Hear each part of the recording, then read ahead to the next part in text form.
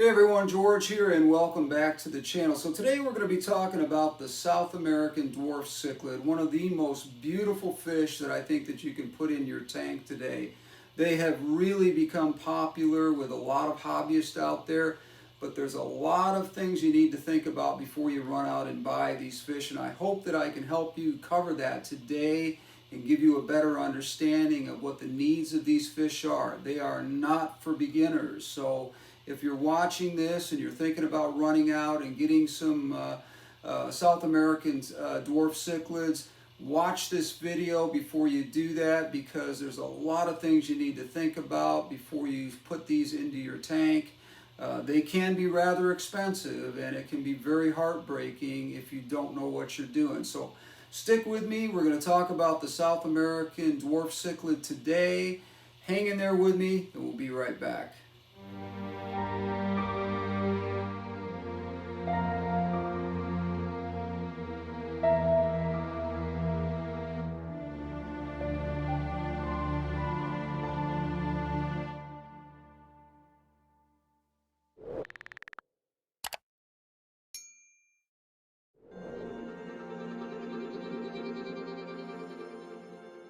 So the Apistogramma, or dwarf cichlid from South America, is probably one of the most beautiful fish that you can add to your tank, and their palette of colors is just unbelievable. There are so many beautiful varieties of this fish, which has made them very, very popular with most hobbyists today.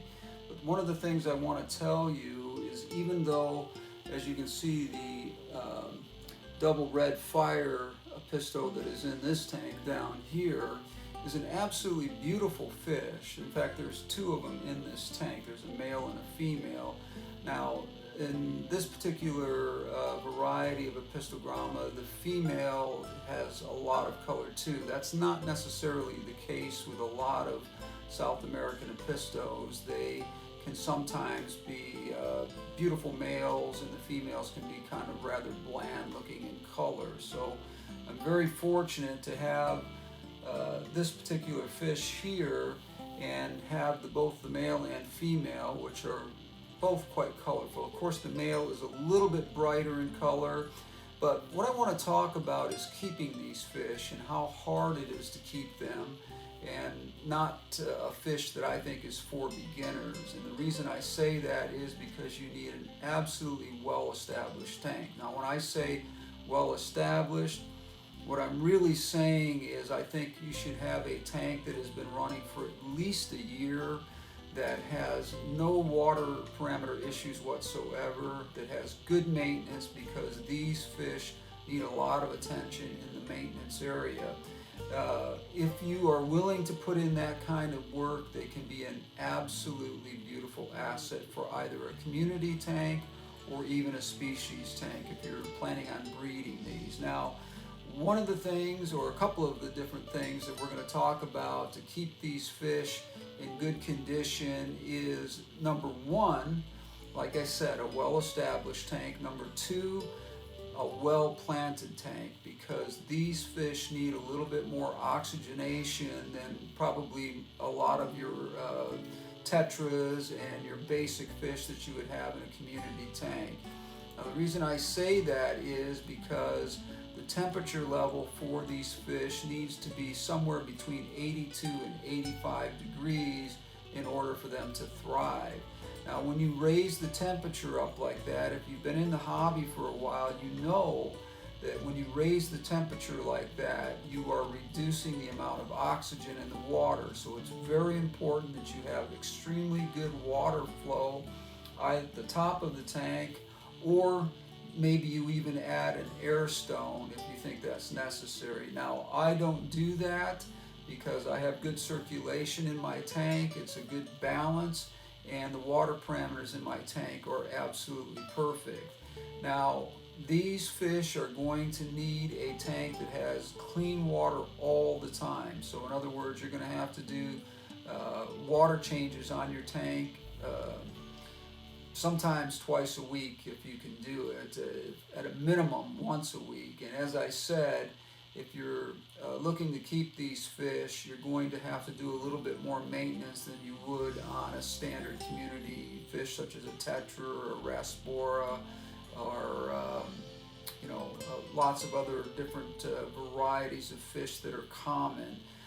So, in order to keep these Apistogrammas healthy and happy, it's really going to be something that you have to know getting into this, that they are going to be a little bit more difficult. But if you're willing to put in the work, they're going to be absolutely beautiful addition to any tank and be a centerpiece fish for that tank. Now, I am going to be talking about another variety of dwarf cichlid, and that is the ram dwarf cichlid, which I have a little bit of problems with because of the way the hobby has gone and the breeding of these fish, which has weakened the species. And we're going to talk about that when we come back, the difference between the dwarf ram cichlid and the dwarf Apistogramma cichlid, which I think is the better choice of the two. So hang in there and we'll be right back, and we're going to talk about this a little bit more in depth.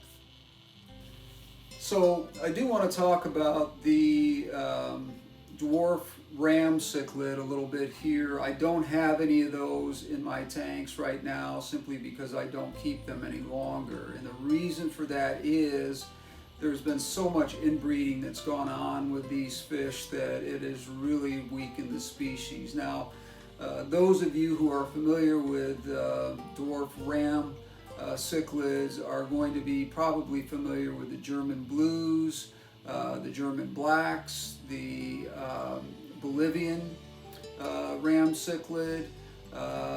There are several different varieties out there. The electric blue, which I did have one of those until the other day, and I gave it to a friend because he was looking for a male to do a species tank only. And I hadn't had the fish for very long, and I was concerned over the long period how well that fish was going to do in a community tank, and I thought he would just be better off in a species only tank and for breeding purposes, because this particular fish was not from the same spawn, and that's what we're trying to get at here. Is we're talking about the breeding that goes on, and so many take and breed these fish and they use the same pair over and over and over again, and then they use their fry, they grow them out and they breed them, and the inbreeding has just gotten to be totally out of hand in this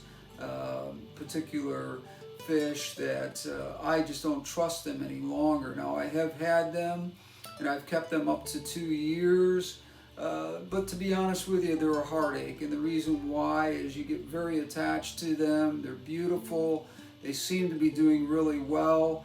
As far as the way you keep them is very similar to the pistos, and the same basic setup. The difference between the two is that the dwarf ram cichlid can be a little bit more aggressive, so you have to be careful about that. If you're keeping more than one variety in a tank, that's really not a good idea. In fact, I'm keeping a couple of different varieties of pistos in this tank over here, and I probably shouldn't even be doing that, but I got lucky. Somebody gave me an apisto, a redneck apisto, that I put in with my Hongsloi, and they have been very, very nice to each other, no territorial issues or whatever for over a year now, and both in extremely good health. But I don't recommend doing that.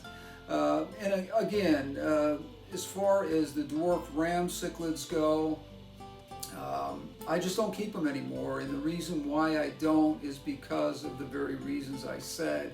The inbreeding that's gone on, it has really made these fish very, very sensitive, and they just don't last very long. They can be fine 1 minute, the next day you can come in and find them hiding in a corner, or they won't eat and they're acting sluggish and that sort of thing.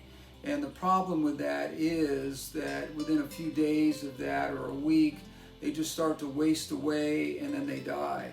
And so, you know, it's very difficult because I want to keep these fish, but until we get into a situation where we have more wild caught in the system and they're available, any tank bred ones, which is 90% of what you're going to find in the big box stores or even in your mom and pop fish stores, they're mostly going to be fish that have been tank bred, and I just personally don't think that these are healthy any longer, so I just don't keep them.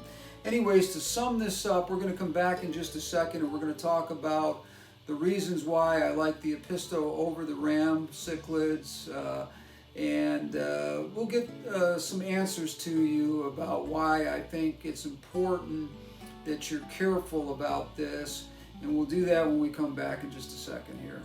So as I said, I don't recommend these fish for beginners. I truly don't. The Apistos and the ram dwarf cichlids both can be extremely difficult fish to raise because of the needs that they have. Now, as I said, you need a well-established tank.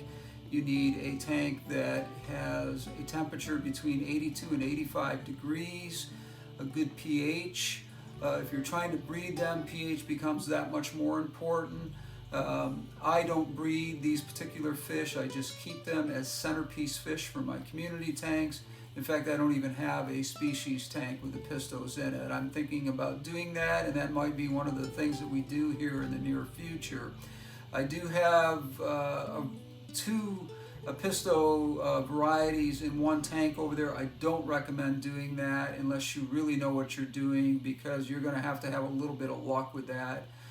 Typically they just don't get along, and there's a lot of territorial issues, which becomes very stressful on the fish. So what I would say to you is this: stay away from the ram cichlids unless you know that you're getting a variety of ram cichlid that has been either wild caught, or you know the supplier well enough to know that there's not been a lot of inbreeding that's gone on. And it's very, very hard to find that particular situation.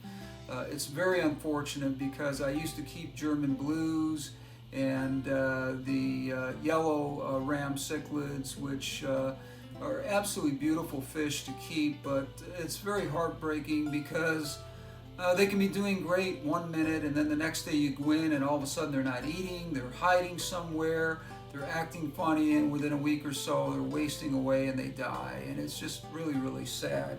I just don't see that going on with the Apistos. I find them to be much more resilient. I find them to be much more adaptable to the conditions of the tank, and I find them to be much more colorful. I mean, the varieties of Apistos out there is just absolutely amazing. Now, these fish can be extremely expensive, the Apistos.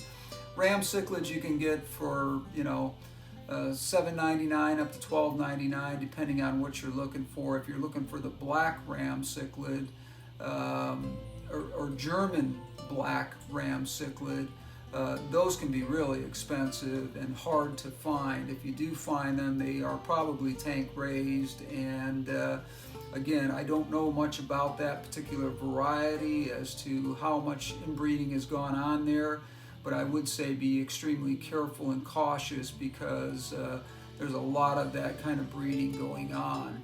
Again, of the two, I recommend the Apistogramma. The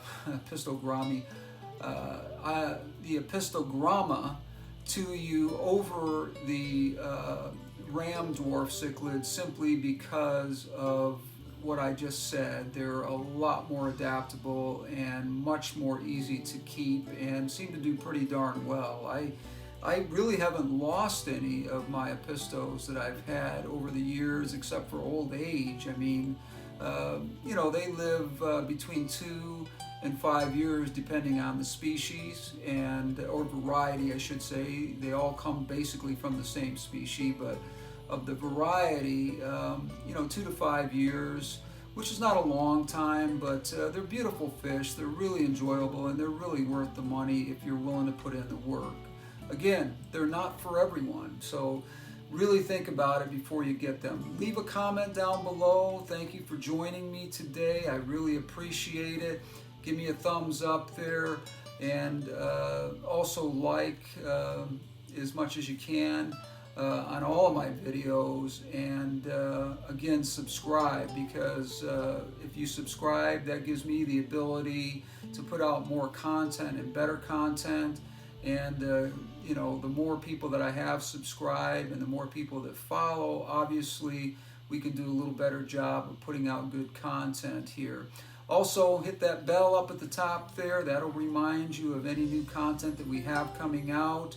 Got a lot of cool stuff coming up here in the near future. I hope you'll join me for that.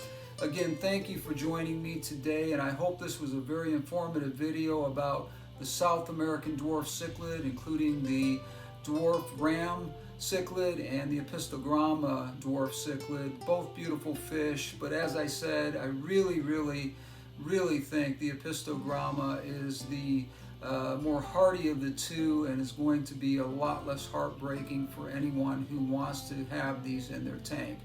Thank you so much for joining me today, and we will see you on the next one. Until then, we are out of here.